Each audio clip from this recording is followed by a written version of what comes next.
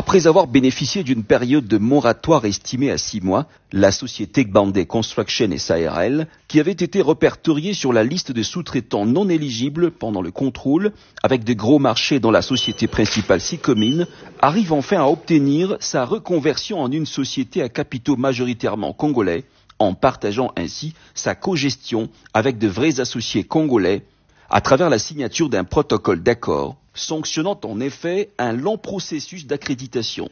La société Sicomine, avec les 3 sous-traitants qui n'étaient pas éligibles, et parmi ces 3 sous-traitants qui avaient des marchés très importants, la société Bandé. Donc ils ont été sur un moratoire jusqu'à ce qu'ils devaient se conformer à la loi sur la sous-traitance. Avant que le moratoire n'arrive à l'échéance, la société Bandé s'est arrangée pour se conformer à la loi sur la sous-traitance, et non pas avec les actionnaires fictifs, mais avec des actionnaires congolais réels et avec des parts réelles. Donc c'est ce qui est fait aujourd'hui. Et devant l'autorité de régulation de la sous-traitance, comme vous venez de le constater, et nous avons constaté que les statuts, il y a les associés qui sont là, ce sont des vrais associés, non pas les associés fictifs, et il y a un PV qui est signé en bonne et due forme, où les associés s'engagent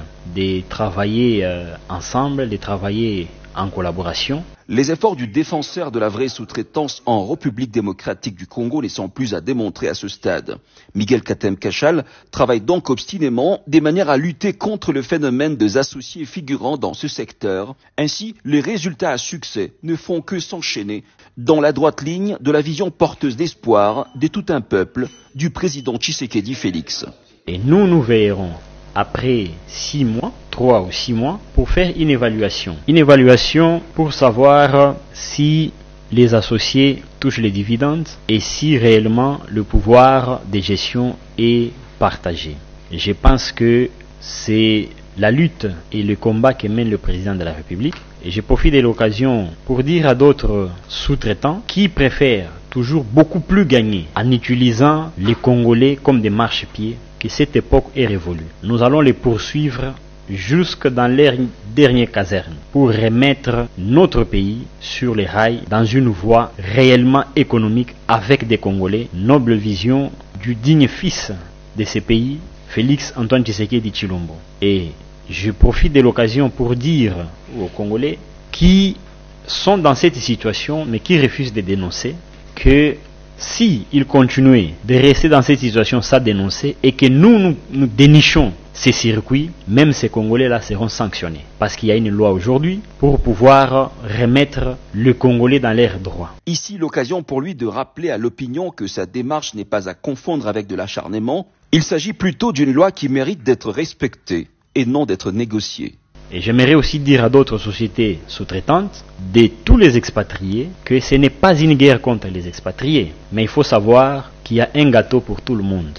Et qu'aujourd'hui, le Congo veut se relever sur le plan économique avec les Congolais pour réduire la pauvreté. Ce ne sont pas des nouvelles lois, mais ce sont des lois qui datent de longtemps dans plusieurs pays. Et comme je l'ai dit, les mêmes multinationales qui sont au Congo, ils sont aussi ailleurs. Et ces mêmes lois sont respectées ailleurs. Donc ils doivent comprendre que ce n'est pas une guerre, mais c'est une collaboration de partage des richesses et des dividendes dans les ressources naturelles de notre pays. L'obtention de l'agrément de la RSP vient donner à la société Gbandé Construction SARL la possibilité de concourir à tous les marchés de la sous-traitance en partageant les dividendes avec des Congolais, personnes physiques.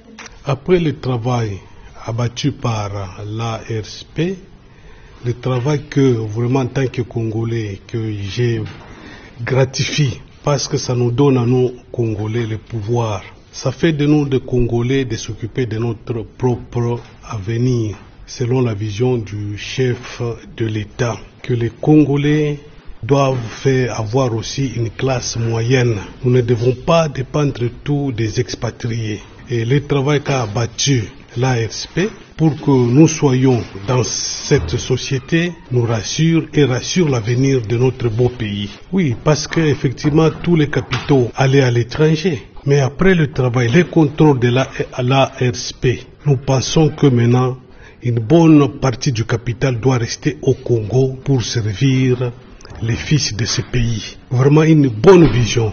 C'est pourquoi nous devons féliciter les chefs de l'État et les soutenir dans toutes ces actions en tant que dignes fils de ce pays. Sous son flambeau, nous allons prospérer.